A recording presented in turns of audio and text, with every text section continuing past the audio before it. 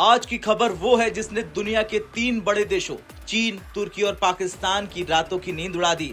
भारत के सबसे भरोसेमंद दोस्त फ्रांस ने भारत को लेकर एक ऐसा बयान दिया जिसने साबित कर दिया कि राफेल उड़ाने वालों की क्षमता को कम आंकना अब किसी भी देश के बस की बात नहीं।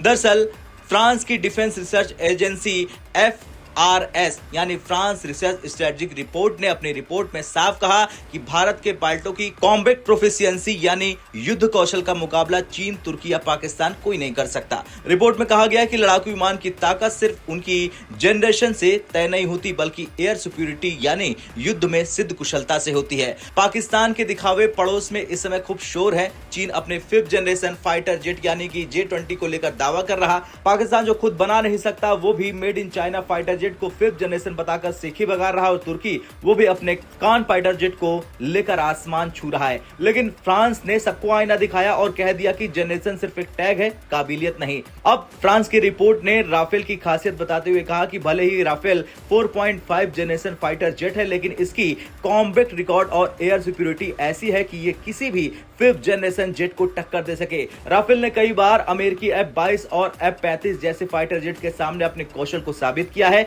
और भारत के राफेल स्क्वाड्रन ने इसे एक और स्तर पर पहुंचा दिया है।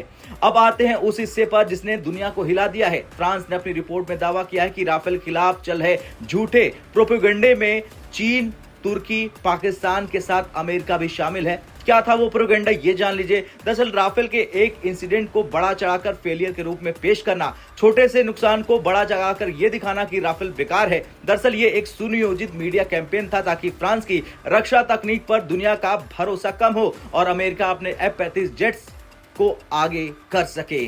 फ्रांस ने कहा जिन देशों की एयरफोर्स को असली युद्ध अनुभव नहीं है वो इस तरह के प्रोपेगेंडे से प्रभावित हो जाते हैं, लेकिन भारत नहीं। भारत की वायुसेना जानती है कि युद्ध में छोटा नुकसान कोई असफलता नहीं बल्कि असली जीत है, कॉम्बैट लर्निंग और एडाप्टेबिलिटी। और यही कारण है कि फ्रांस ने भारत की वायुसेना को वर्ल्ड क्लास कॉम्बैट फोर्स कहा है।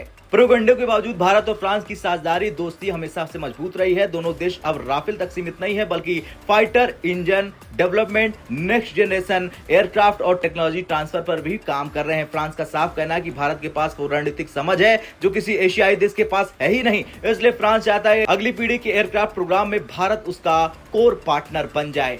इस रिपोर्ट के आने के बाद एक बात तो साफ है कि राफेल के साथ भारत सिर्फ एक एयरक्राफ्ट नहीं उड़ा रहा बल्कि एक संदेश भेज रहा। हम पर भरोसा मत करो, हमारी हवा में ताकत महसूस करो। चीन, तुर्की और फ्रांस के झूठे दावों के बीच फ्रांस का यह बयान भारत की वायु शक्ति का सबसे बड़ा प्रमाणीकरण है। अब दुनिया मान चुकी है कि भारत के राफेल पायलट सिर्फ आसमान नहीं छूते, ये कॉम्बैट सुप्रीमेसी की नई परिभाषा लिख रहे हैं। भारत और फ्रांस की ये साझेदारी सिर्फ रक्षा क्षेत्र में नहीं बल्कि 21वीं सदी के पावर बैलेंस की कहानी है। फ्रांस ने अब जो कहा है वो दुनिया के लिए एक कड़ा संदेश है। भारत अब आसमान का मालिक बनने जा रहा है। जय हिंद।